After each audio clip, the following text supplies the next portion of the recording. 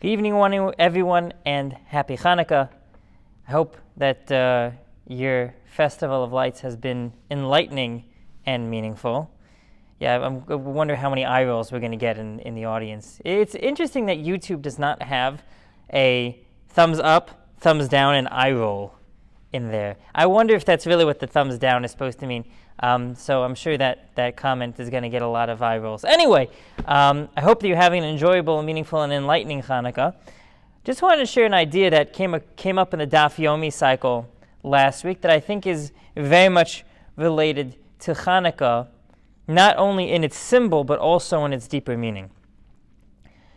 The Gemara Maseches Ta'anis on folio 7b, Daf Zayin Amud Beis, compares the Torah to light. And the Gemara quotes the verse from Proverbs, from Mishlei, chapter 6, verse 23, Perek Vav, Pasuk Chav Gimel, which says, Kiner mitzvah v'Torah or. That Kiner mitzvah, that the candle is a mitzvah, but the light is from the Torah. That's the metaphor that King Solomon provided, that the mitzvahs are the foundation, but Torah is what gives Judaism light.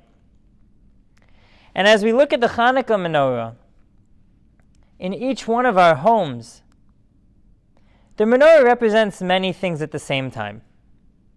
That's the beauty of Jewish symbols. There are many different layers. There are many different facets to it. There are a lot of different bits of inspiration that we can glean. So you look at the menorah and you say to yourself, this represents the miracle of the Chashmonaim, of the Maccabees, over the Yevanim, over the Greeks, in that the Jewish people survived their guerrilla warfare against the top military power of their day, and the Jews were able to find one flask of pure olive oil. And we light the menorah on one level, on a basic level, to commemorate that miracle, to commemorate the fact that this flask of oil was found in the first place, and that this flask of oil lasted 8 days when it only had enough volume to last for one. And there are many different questions and explanations and beautiful pieces of Torah related to the theme of why didn't they just split this flask up into eighths? Why didn't they do this? Why didn't they do that? Why there are 8 days of Hannukah when there should have been 7? Because the 7 days were miraculous, not 8. Not for now. But those are all beautiful ideas and questions to think about that will deepen your understanding of Hannukah. Because Hannukah is not just a day or a series of days where we eat fried food, spin this weird-shaped top, and eat chocolate coins and complain about how fat we feel by the end of it. There's a lot more depth to it. But looking at this pasuk, this verse that we quoted, Kiner mitzvah v'Torah or, when we look at the menorah, there's a deeper level of meaning that the menorah is communicating to each and every one of us.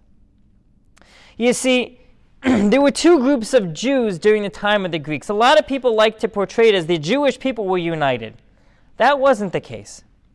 Most of the Jewish people, unfortunately, had assimilated. They had fully adapted Greek culture. They had fully embraced the enlightened, modern theories of the time. People who had never been caught dead without clothing were now parading around naked in the gymnasium. Mind-boggling changes in society that before the Greeks came and after they had begun to change society to their liking would have been unfathomable. Yehuda Maccabee, the Maccabim, were not just a bunch of nationalist freedom fighters. They were saying, this is not Judaism.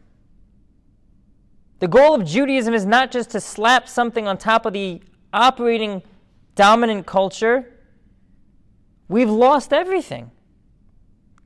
The Greeks have breached the walls of the temple. They've ritually defiled everything. They're forbidding us from fulfilling many of the commandments. And they're telling us, just be like us. That's not what we're here for. That's not why God created Israel. That's not why God created the Jewish people. God didn't create the Jews to be just like everybody else, but to have matzah balls in their soup. God didn't create the Jewish people to walk around looking like everybody else, but having a beanie on their head. Because Catholic priests wear them too. They're just a different color. And people ask me, why did I become a rabbi? I tell them, well, I didn't think I'd look good in the red beanies of the Catholic priests, so I became a rabbi. I mean, besides the fact that I was born Jewish, thank God. But that's not why the Jewish people were created. That's not why God put us on this earth. And they said at the very basic level, we want to have freedom of religion. Maybe we can't change the society around us, but we want to do us. You do you, we do we, and we'll all be okay. You do your thing over there, we'll do our thing over here. I'm convinced on a facetious level that the Jews back then spoke with a Brooklyn accent. The New York accent. I mean, it had to come from somewhere. And what do you mean the Jews didn't talk with their hands also? Anyway, they said this is not the life we want to live. This is not the culture in which we want to live. And they told the Greeks, in no uncertain terms, would they accept the Hellenization of the Jewish nation and of the land of Israel. And once they defeated the Greeks, their first priority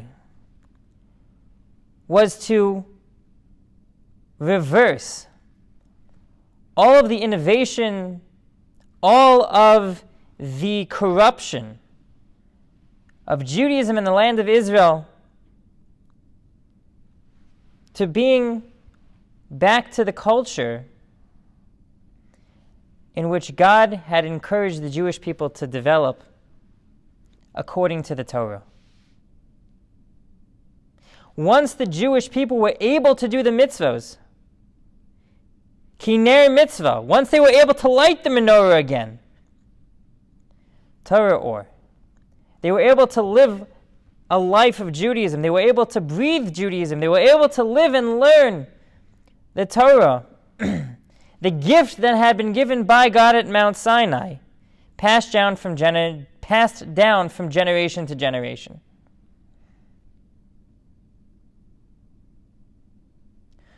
When we look at the menorah, ladies and gentlemen, we should think to ourselves about how beautiful being connected to the Almighty actually is. How beautiful it is that on Hannukah, we have a commandment, we have a mitzvah to commemorate how much God loves the Jewish people. To commemorate how God changed the laws of physics to allow a flask of oil to burn for 8 times longer than its volume would have allowed naturally. And to reflect on just how beautiful, how pure the light of the Torah is, and how much it can impact our lives for the good. Happy Hannukah, and have a great week.